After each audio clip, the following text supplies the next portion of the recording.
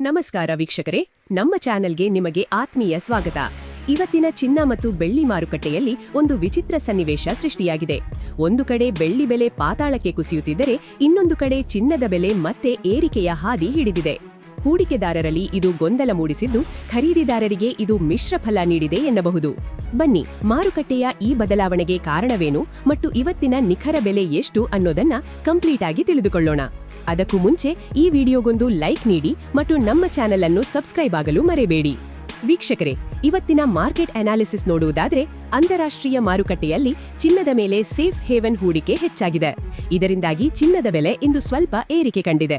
ಆದರೆ ಕೈಗಾರಿಕಾ ವಲಯದಲ್ಲಿ ಬೆಳ್ಳಿಯ ಬೇಡಿಕೆ ಕೊಂಚ ತಗ್ಗಿದ ಪರಿಣಾಮ ಬೆಳ್ಳಿ ಬೆಲೆ ಸತತವಾಗಿ ಇಳಿಕೆಯಾಗುತ್ತಿದೆ. ಇದು ಹೂಡಿಕೆ ಮಾಡುವವರಿಗೆ ಒಂದು ವಿಭಿನ್ನವಾದ ಅವಕಾಶವನ್ನು ಸೃಷ್ಟಿಸಿದೆ. ಮೊದಲನೆಯದಾಗಿ ಬೆಳ್ಳಿಯ ಬೆಲೆಯನ್ನು ನೋಡುವುದಾದರೆ, ನಿನ್ನೆ 1 ಕೆಜಿ ಬೆಳ್ಳಿಗೆ 2,60,000 ರೂಪಾಯಿ ಇತ್ತು.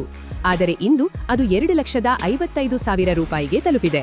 ಅಂದರೆ ನಿನ್ನೆಗಿಂತ ಹೋಲಿಕೆ ಮಾಡಿದ್ರೆ ಇಂದು ಬೆಳ್ಳಿಯ ದರದಲ್ಲಿ ಭರ್ಜರಿ 5,000 ರೂಪಾಯಿಯಷ್ಟು ಇಳಿಕೆ ಕಂಡಿದೆ. ಇನ್ನು 24 ಕ್ಯಾರೆಟ್ ಗಟ್ಟಿ ಚಿನ್ನದ ಬೆಲೆ ಇಂದು ಏರಿಕೆಯ ಹಾದಿಯಲ್ಲಿದೆ. ಪ್ರತಿ ಗ್ರಾಂ ಚಿನ್ನಕ್ಕೆ 15,093 ರೂಪಾಯಿ, 8 ಗ್ರಾಂ ಚಿನ್ನಕ್ಕೆ 1,20,744 ರೂಪಾಯಿ, T10 ಗ್ರಾಂ ಚಿನ್ನಕ್ಕೆ 1,50,930 ರೂಪಾಯಿ.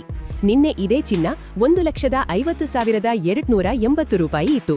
ಆದರೆ ಇಂದು 10 ಗ್ರಾಂ ಚಿನ್ನದ ಬೆಲೆಯಲ್ಲಿ 650 ರೂಪಾಯಿಯಷ್ಟು ಹೆಚ್ಚಳ ಆಗಿದೆ. ಸಾಮಾನ್ಯವಾಗಿ ನಾವು ಬಳಸುವ 22 ಕ್ಯಾರೆಟ್ ಆಭರಣ ಚಿನ್ನದ ಬೆಲೆ ಹೀಗಿದೆ.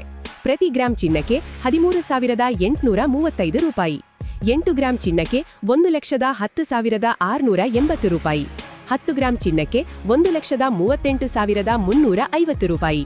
ನಿನ್ನೆ ಪ್ರತಿ 10 ಗ್ರಾಂಗೆ 1,37,750 ರೂಪಾಯಿ ಇತ್ತು.